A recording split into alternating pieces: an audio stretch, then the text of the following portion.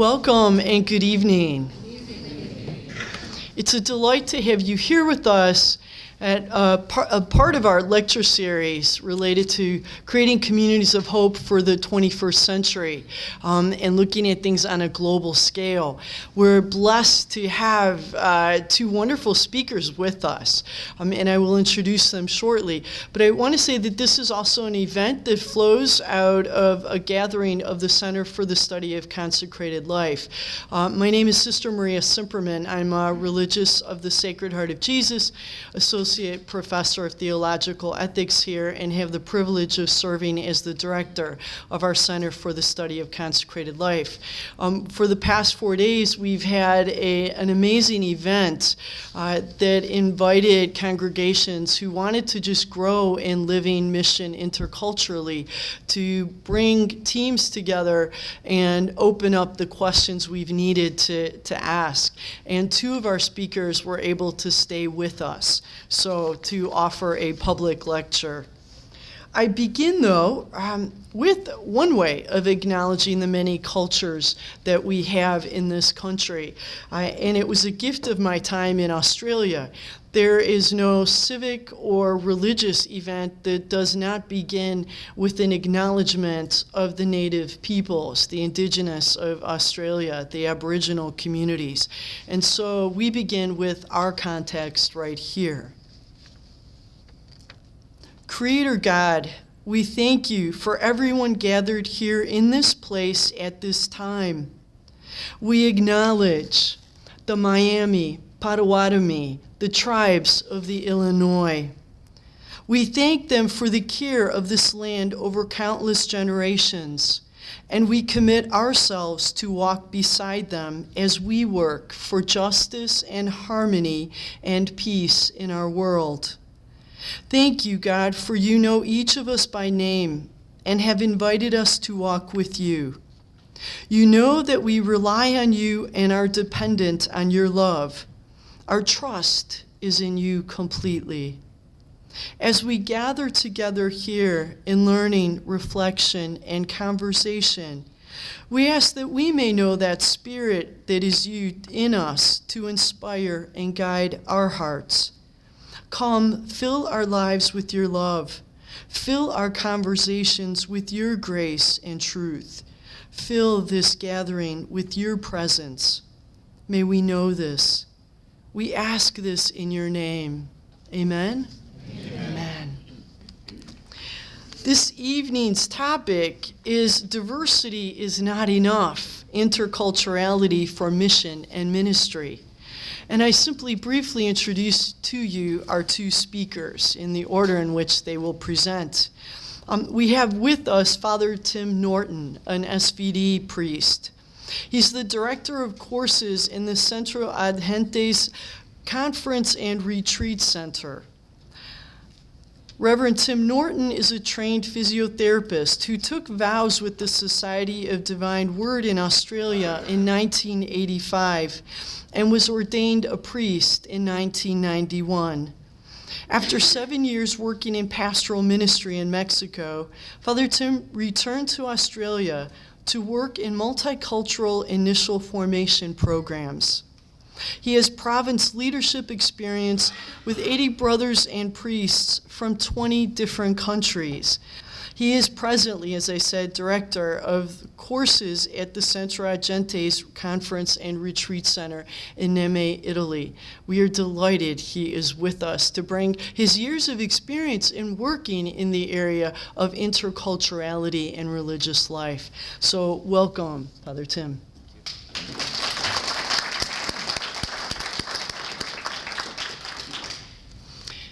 Our second speaker is Sister Adriana Carla Milmanda. She's an SSPS sister, director for the Center for the Empowerment of Women in Vulnerable Situations in Argentina. Sister Adriana is from Argentina and joined the Holy Spirit Missionary Sisters, attracted by their intercultural and international life and mission. With a passion for ministry and a personal option for the inclusion of marginalized people, Sister Adriana earned a bachelor degree in theology. After a 6-year mission experience in the Fiji Islands, she completed her MA in theology here at Catholic Theological Union. We're very proud. It was her experience of living with people on the margins and of sharing their journey that stretched her journey with people of more than 30 different nationalities. And it moved her to dive into the stirring richness and dramatic challenges of intercultural life and mission. As I said, Sister Adriana is currently directing the Center for the Empowerment of Women in Vulnerable Situations. At the same time, she has been called to share the fruits of her musings and more on interculturality. This year, Sister Adriana co-chaired a 3-week SVD SSBS international workshop on formation and interculturality that was held in Italy, as well as various 3-day workshops held in Indonesia as part of an international seminar for SSPS formators. So we have the blessing of someone who brings the theology into action with a lot of pastoral analysis, engagement, and living of it. We welcome you, Sister Adriana.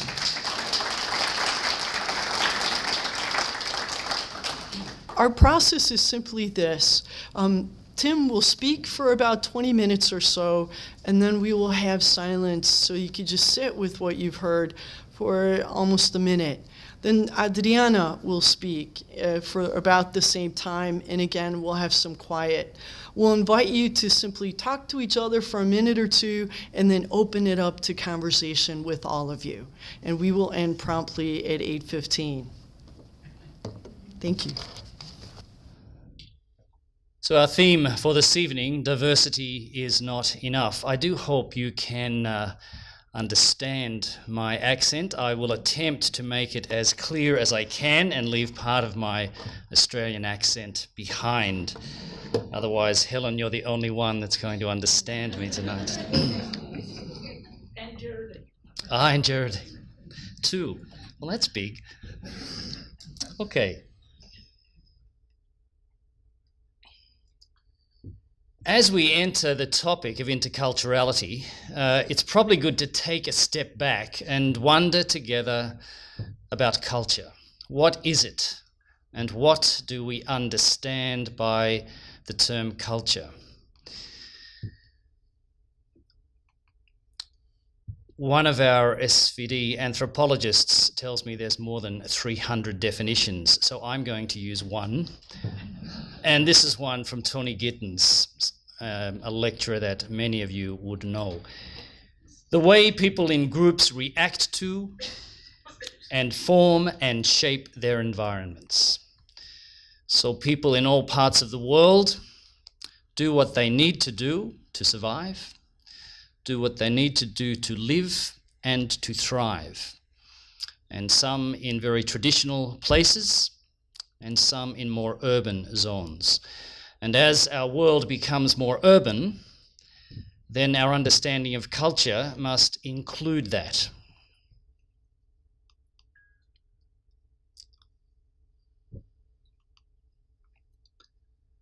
So culture, something rarely questioned that becomes a part of us. We teach it to others without really knowing why. So, as an Australian going to Mexico, the family that I grew up in was not a family that was very demonstrative in terms of giving hugs or lots of kisses. I then went to Mexico, and very quickly I learned that I needed to be able to abrazar, to give people hugs, because I was receiving them probably about 25 times per day. So initially, this was quite difficult. In my head, I had to do some adjustments. But after a week or 2 or 3, I found that I started to like it. It was quite nice for me to both give and to receive abrazos, hugs. And within probably a month, 2 months, it became something I didn't think about anymore. So it went from here, my head, to my heart, to my gut. And once it was in my gut, I forgot about it. So I then went back to Australia.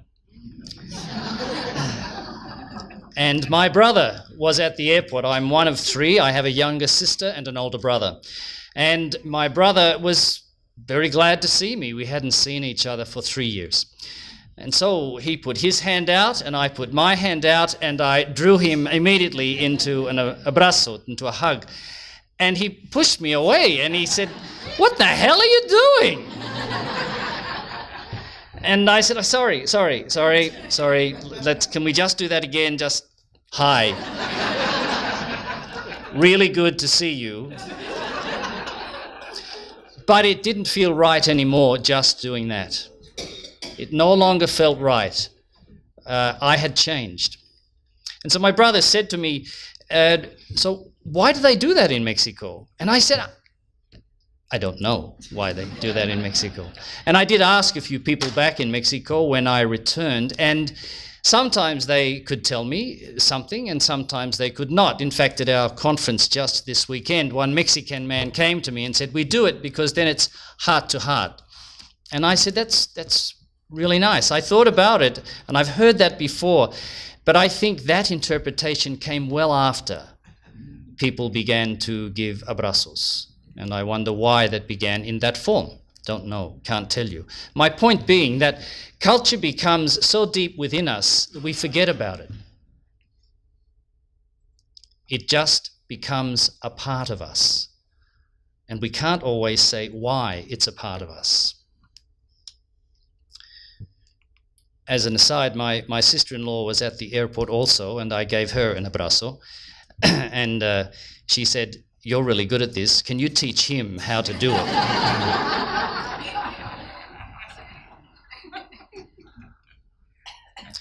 So culture, the framework in which we situate almost everything that we come to know. Culture is that which gives us all a sense of belonging.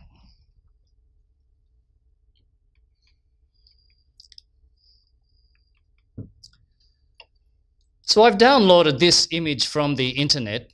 Can you imagine, I don't know, but can you imagine where that photograph would have been taken? Any ideas? Could it be, in an aged care facility perhaps? Yep, maybe, that's my imagination. That's what I'm thinking. I'm guessing that man and that woman did not meet yesterday. They have some level of relationship. I'm guessing that that man is a carer and that woman is a resident at that particular institution. And I'm guessing that woman, like me, perhaps doesn't have a history, a long history of that level of, that form of intimacy in that sort of embrace. And yet to me she looks very happy, as does he. So I'm guessing that over time they've come to know each other. This is me, in my mind. They've come to know each other within the facility, the aged care facility. And they've come to both respect and care for one another. And so to the point where, perhaps it's her birthday, I don't know, but he's able to give her this embrace and she's able to receive it. So there is he reflecting what is normal, I think, for him in his cultural heritage. And there is she able to receive something that perhaps is not normal in her cultural heritage, indicating the learning that we do all our lives around culture. I don't think it stops. So we reflect who we are to others. We reflect our cultural heritage. We don't always know why, and we don't always know we're doing it, but we do it. So the question may come up, is there a perfect culture? What do you think?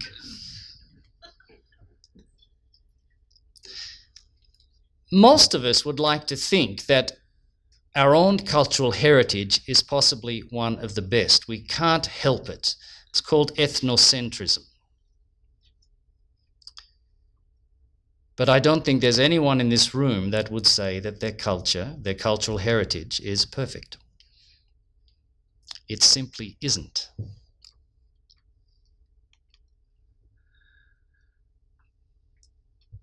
So there is sin present in all of our cultures, even though we are made in the image of God. We need conversion because there's sin and limitation.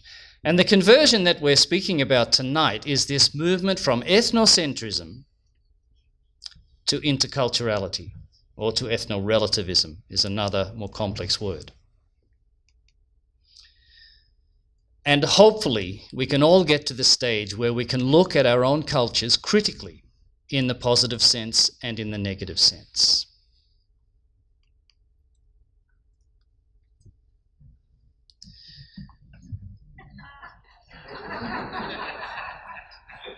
I know, it takes a moment, yeah. But with this image, I want to say that something that is much the same, i.e. beef in this case, something that is really the same can mean something that's very different in another place to another people. So this man, Louis Wirth, would speak about the most important thing we know about someone is what she or he takes for granted. So the most elemental and important facts about a society are those that are seldom debated and generally regarded as settled.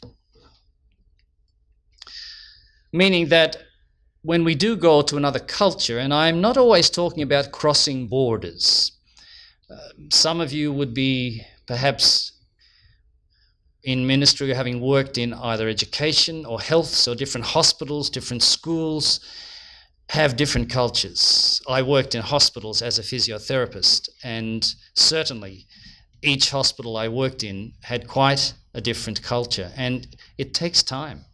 You don't know on the day you arrive what the culture of the new place is. So when you get there, there's lots of things that are simply unavailable to you initially to know because they're taken for granted by the locals and they don't talk about them anymore. Like, why do we give abrazos in Mexico? We just do. And so this plays out in all sorts of simple and complex ways. One simple way, when I was the formation director in our formation house in Australia, there were I think 16 or 17 students when I began the work after returning from Mexico, and they were from 11 different countries. And so we divided into work groups. We had various tasks to do in the house, of course, to try and keep the house a little bit clean. And one of the groups I remember very clearly was on washing cars. So I would sometimes go around and check how everyone was on their Saturday morning work task, and going down to the fellows who were washing the cars. One of the new guys, he'd only arrived 2 weeks before and was in English class. And he was industriously washing the car, which was great. So he had in his hand one of those sponges that sometimes we use to wash dishes. So on one side it's a sponge, and on the other side it's a scourer, so it really... And of course, by the time I got to him, he was showing off a little bit about how industrious and how hard he could press this particular item into the paint on the car. And of course, he was leaving these great scratch marks down this car, which was a month old, the car. Now, how was he supposed to know? How would he know? In fact, he made me think that as far as cleaning goes, at least in Australia, the number of different agents or items we have for cleaning surfaces is astronomical. Enormous number of, and you're supposed to use each one in a different situation. Now, how is anyone supposed to understand that? So that's one of the simpler examples. More complex would be some work that some of our our members in the Australia province do in Central Australia with Indigenous Australians in a small parish outside of Alice Springs, which is the central town in the country, largely made of the parish of Indigenous Australians. If you call a youth group meeting, you just won't get many youth because of the complex family relationships within that community. They are all from the Eastern Aranda people, but the complexity of their relationships is, for a newcomer, enormous and takes years for an outsider to begin to understand. They don't talk about it, they know it. But if you're new, you just have to do your best to try and learn it because it is not obvious to you when you first get there. So we've got some terms here: multicultural, cross-cultural, intercultural. So I hope the image is helpful. Multicultural being the presence of different cultures, not necessarily interacting.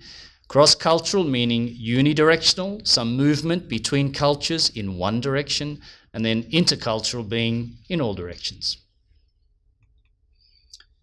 And we can look at it under that umbrella, various topics. We can look at it with regard to gender, with regard to generations, with regard to nationalities, with regard to cultures themselves, ethnicities.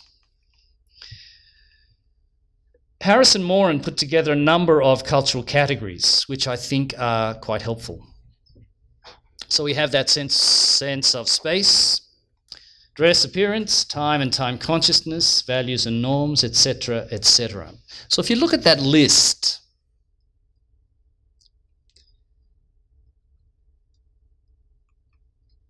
and then look at this image.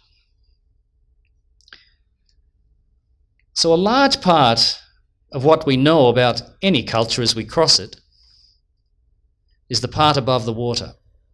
So the part that we can see, taste, touch, smell, and hear. That's the part we can get some good access to. But the part below, which is about 90%, is the part that we don't know much about. It takes quite some time to get there. So the external culture, that's the part above the water. Food, dress, accent, gestures, sure, we can see, hear, touch, taste, and smell those. And because of that, we can then discuss them. Even though it's uncomfortable, but we can talk about those things. And they can change us. And we can be a better group of people living together, working together, by understanding one another and accepting one another's customs in this form. It can change us, often for the better. But the part below, attitudes, beliefs, values, myths, that can just be hidden. Can we ever really know another culture? And that part below can be a great reason for things not to change in any group of people. So when the newcomer comes and makes some suggestions, don't even think about it. It's always been done this way, and we are not changing for you. So we just go back to those cultural categories. As far as being above and below the water, where do you think sense of self and space is? Is it above or below? Okay. Dress and appearance? Above. Time and time consciousness?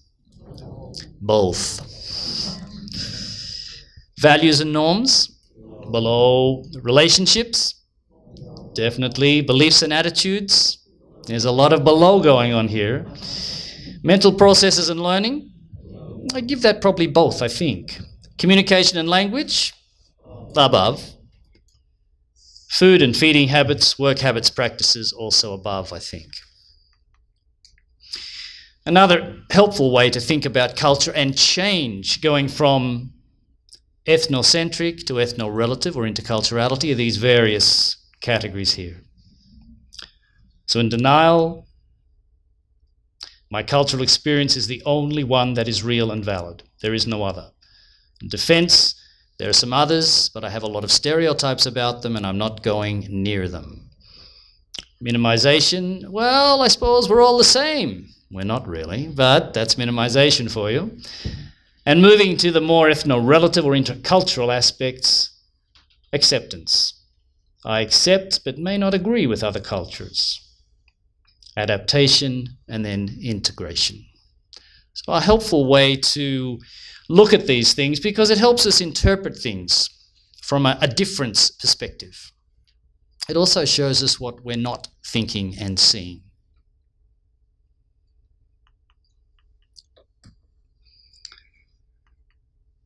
So culture is a living system.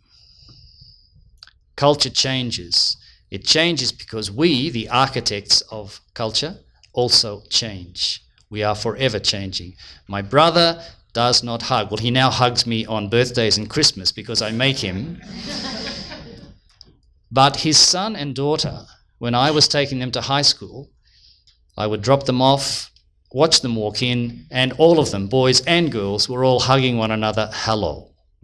Culture changes. A lot of this change, we know it as globalization. Sometimes it's not so good, and sometimes not all bad. There are some good things about globalization. Some of my brothers from different countries now have access to communication with their families they never had before. And there's positives and negatives in that, but the positives are there. But interculturality must be more than differences between different ethnic groups, different tribes, and different nationalities. We're talking about diversity not being enough. It is also about the differences between the culture of being a man and the culture of being a woman. Very different cultures. And it is often difficult for us, from one gender, to cross that border, really to understand the other. In some places, we do it better than others. But I do some work with our guys there are 30 men in the course presently having their sabbatical, and from, I think, 15 different countries, and most of them are working in countries that are not their first. And I do some work on male sexuality, I do some work on sexual abuse, and I do some work on gender relations. Now, even though sexual abuse is a very difficult topic, it is actually easier now to work with the guys in that than it is in gender relations. Because in sexual abuse, all of the guys, even in places where they cannot speak about it, they know something is wrong. But in gender relations, they don't. So to even bring the concepts and talk about them effectively is difficult. But we can have some fun with gender and gender stereotypes. It's not all hard work, I suppose. That's definitely a male kitten seeing himself in the mirror. Ah, you're looking good, you're looking good. That might not be the same for a female kitten. The female kitten may take a little longer before going out into the world. And there are some fun things also where you can show some of these things in some cultures. They might not be fun in other cultures. So when you're going to a party, when you're going to a birthday, when you're going to some sort of casual encounter or to the gym, for women and men. So in some places you can have a little bit of fun, and it's the shared fun that we need, I think, especially with men, to promote. The one culture, the male culture, talking or denigrating the female culture when they're not present is something we have to really work on with ourselves as men, particularly.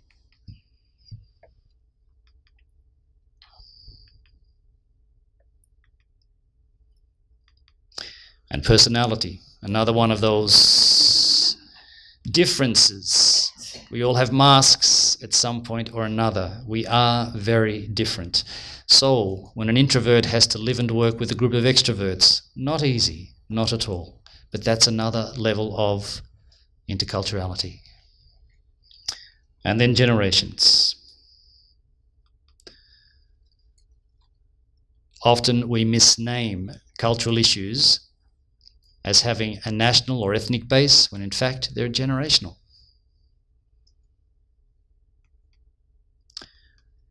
And of course, class.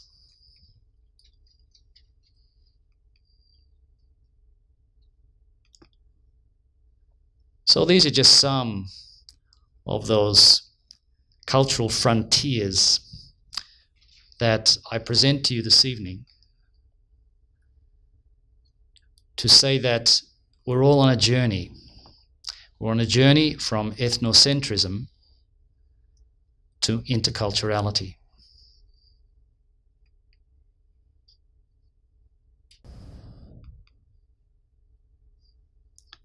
And a central feature of our journey is the person of Jesus.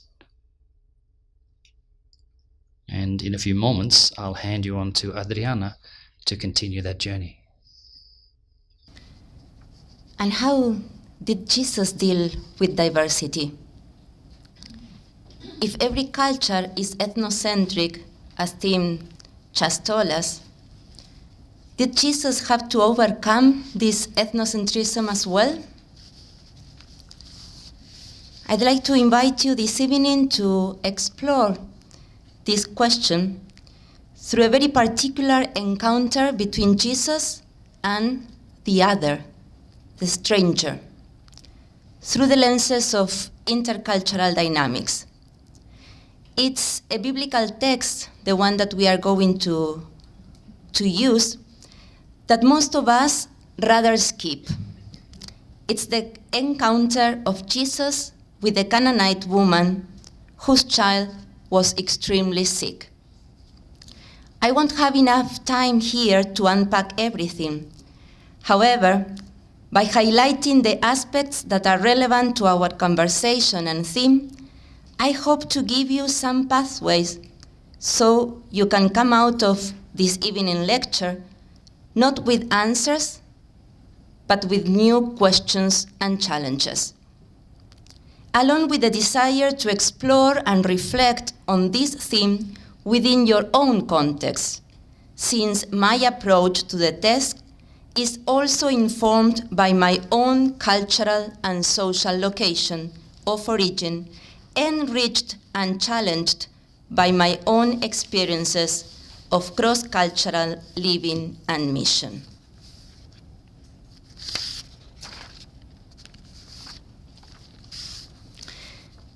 First of all, as we begin, let us remember and become fully aware that Jesus of Nazareth was born and brought up in a specific culture.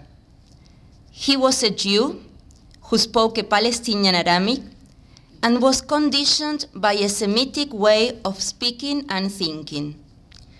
So one must realize that Jesus dressed like a Jew, prayed like a Jew, taught and argued like a Jewish rabbi.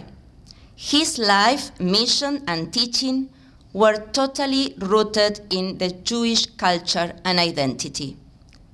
The evangelist John puts it very plainly. The Word was made flesh.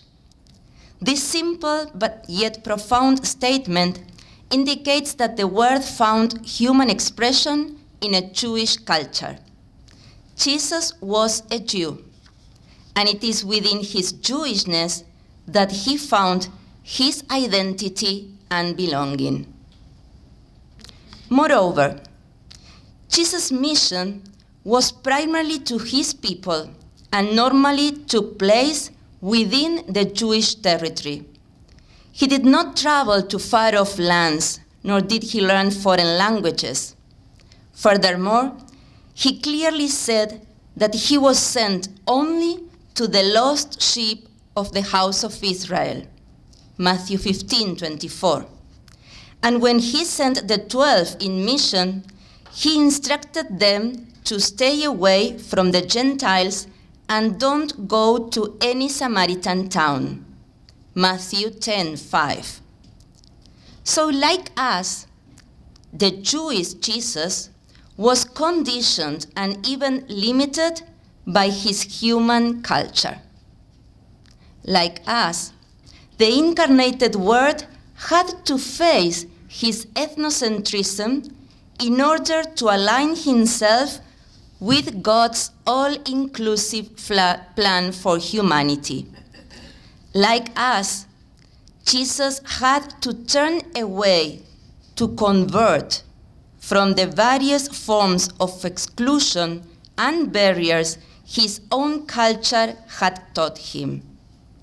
Like us, Jesus was challenged to move counterculturally in order to become interculturally sensitive and thus witness to us God's kingdom. In fact, We also know that Jesus did heal both Jews and Gentiles.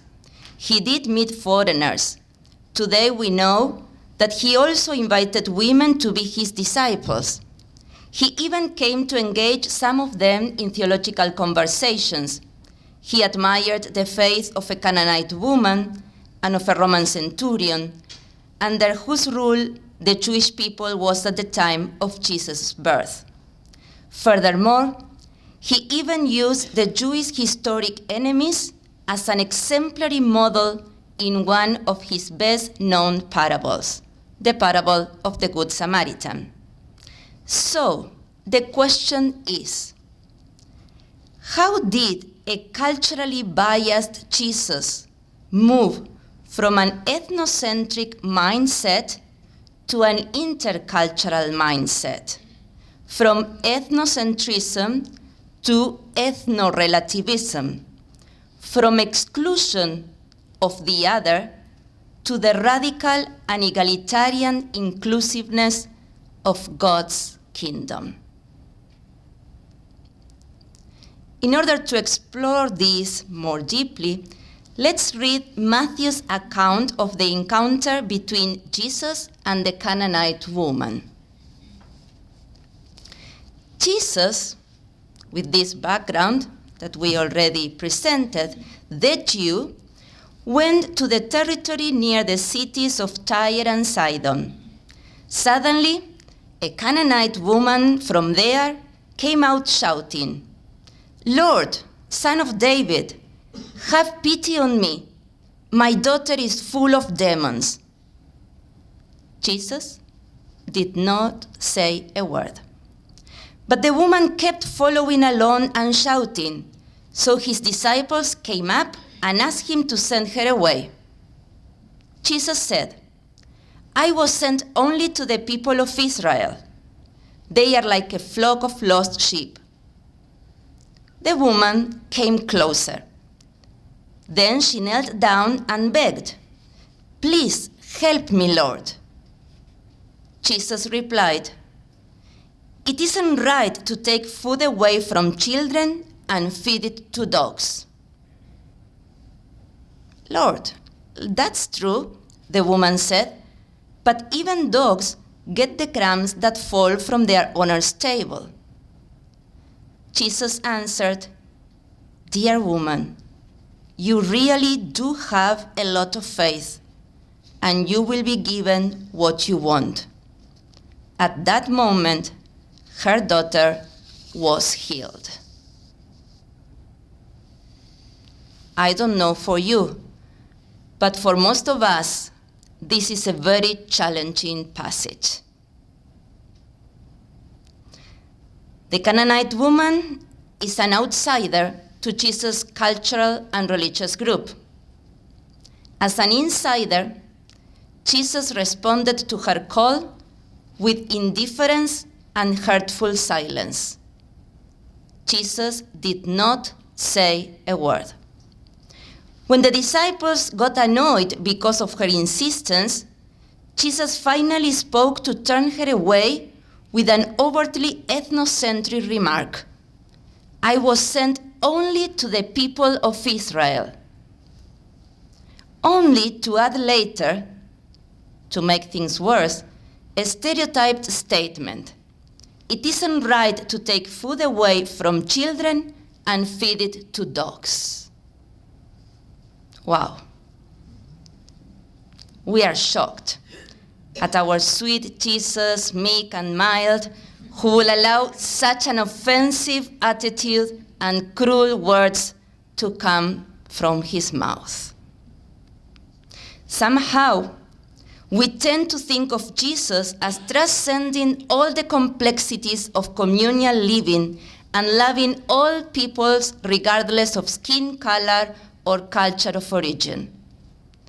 When we read the Gospels, we usually look at Jesus as if he was colorblind, unbiased by his own culture's prejudices. Maybe we want Jesus to be colorblind because that's what we want to be or think we should be. But is this possible? A number of scholars try to soften Jesus' words by explaining that perhaps Jesus wanted to test the woman's faith in order to bring out the best version of her. Others emphasize that the word for dog that Jesus uses isn't the typical strong language usually associated with this racial insult. They explain that the word Jesus uses takes the diminutive form, implying perhaps a beloved pet or a lap dog, and therefore takes the sting out of the racial offense.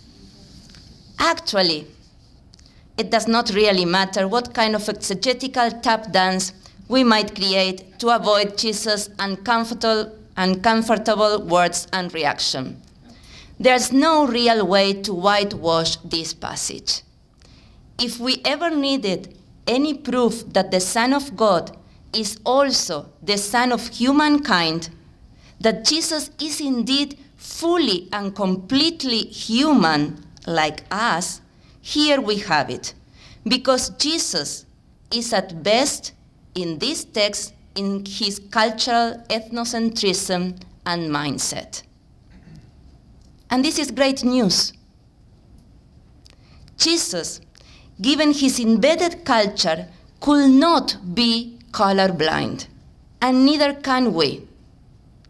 The non-edited, impolite words that Jesus addressed to the woman encourages us today to confront ourselves with honesty. His willingness to let her question and broaden his vision are a challenge to our own ethnocentrism and a call to conversion. This, I think, is the critical lesson of the Canaanite woman.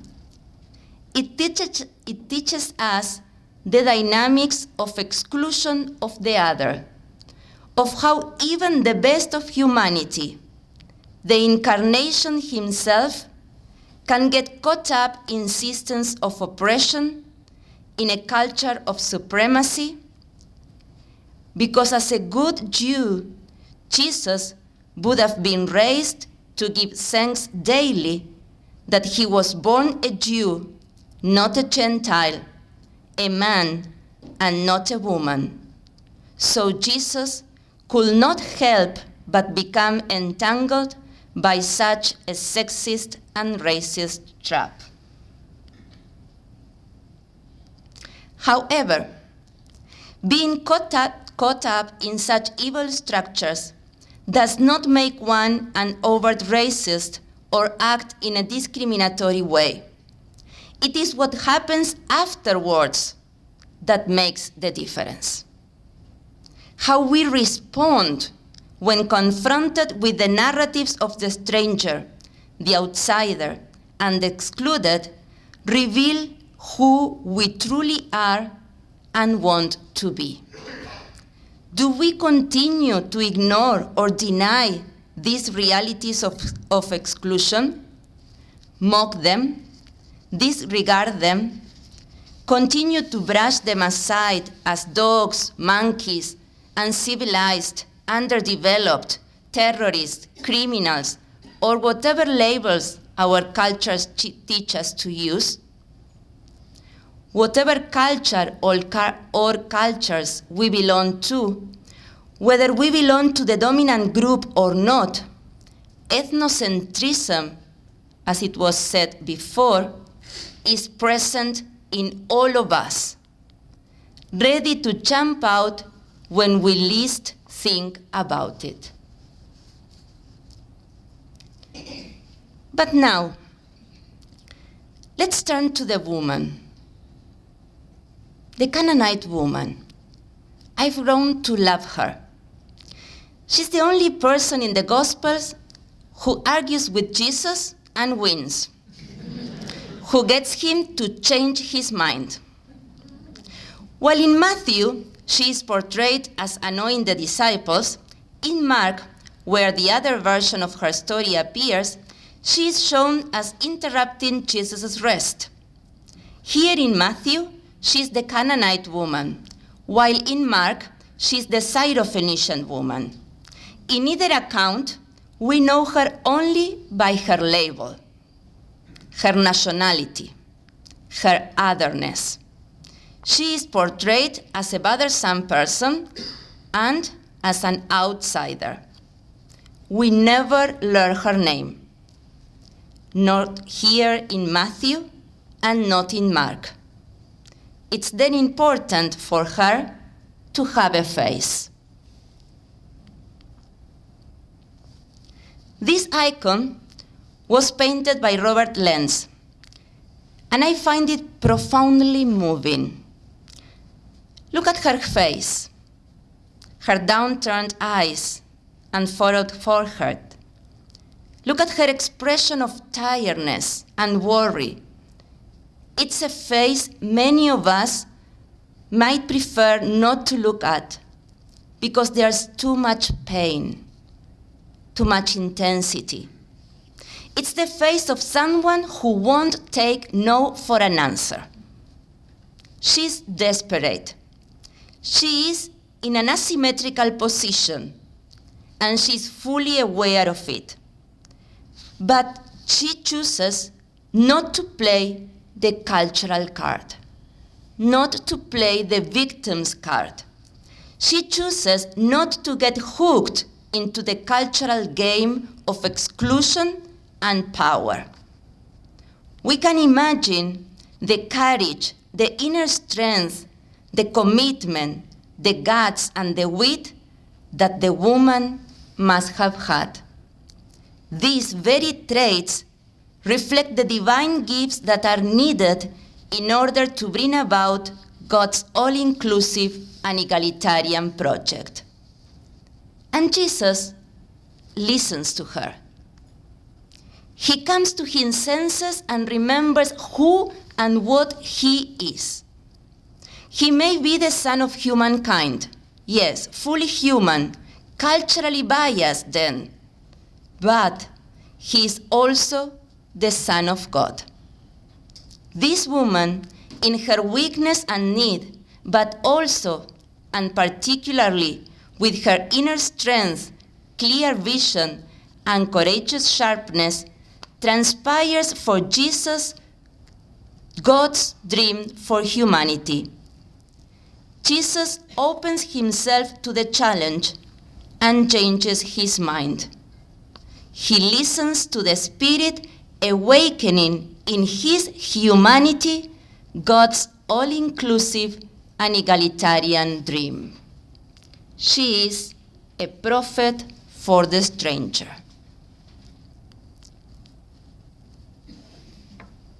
In this transformative encounter between Jesus and the Canaanite woman, Jesus moves from ethnocentrism toward being more interculturally sensitive. It is a conversion movement, an aha moment for Jesus that is always mediated by the stranger, the outsider in our lives. This conversion is not only a decision we make in our heads. It must be mediated by the real encounter with the other. We need the other, the one not like us, to challenge our ways and broaden our horizons. As a countercultural movement, however, it will surely be an awkward, uncomfortable, and even a frustrating but extremely precious event. Whether we find ourselves as insiders or in a position of power, or whether we are in an outsider or in a powerless position, we are all called to conversion. We are all called to make a move out from each other's comfort zones.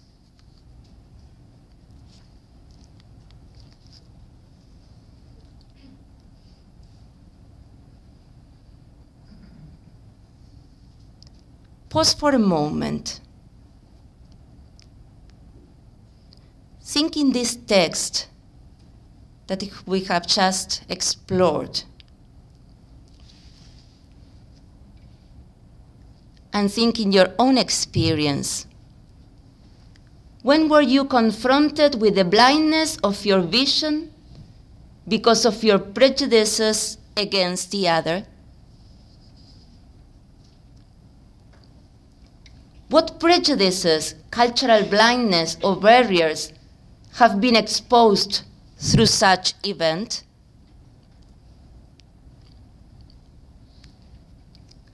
What is the other asking you?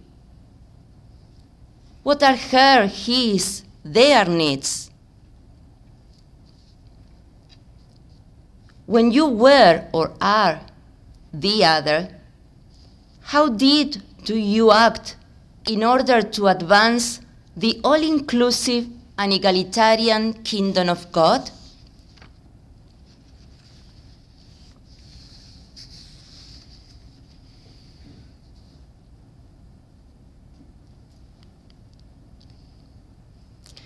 The option to be open to encounter the stranger is not a one-time option.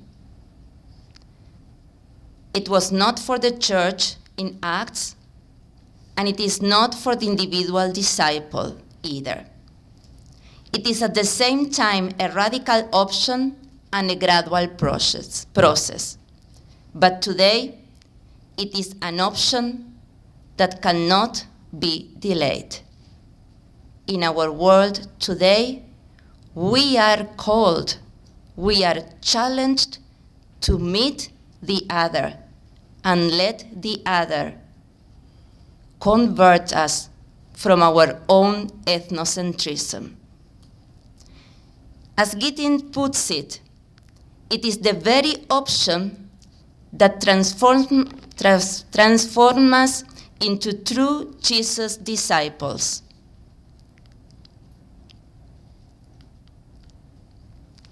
Because humanity has become so scandalously separated and opposed, we, individually and corporately, must make a choice. Either we choose to continue sinning by exclusion, separation, and boundary maintenance, and every day eat and drink judgment to ourselves, or we resolve today to embrace God's radical option for humanity, and with God's help and our steadfastness, to change our lives. There is no third way. This is what intercultural discipleship entails. Both the future of humanity, congregations, communities, the church may depend on it. It is only when we dare move toward the stranger that we will truly discover who we are and what we are called to be as disciples of Jesus in mission.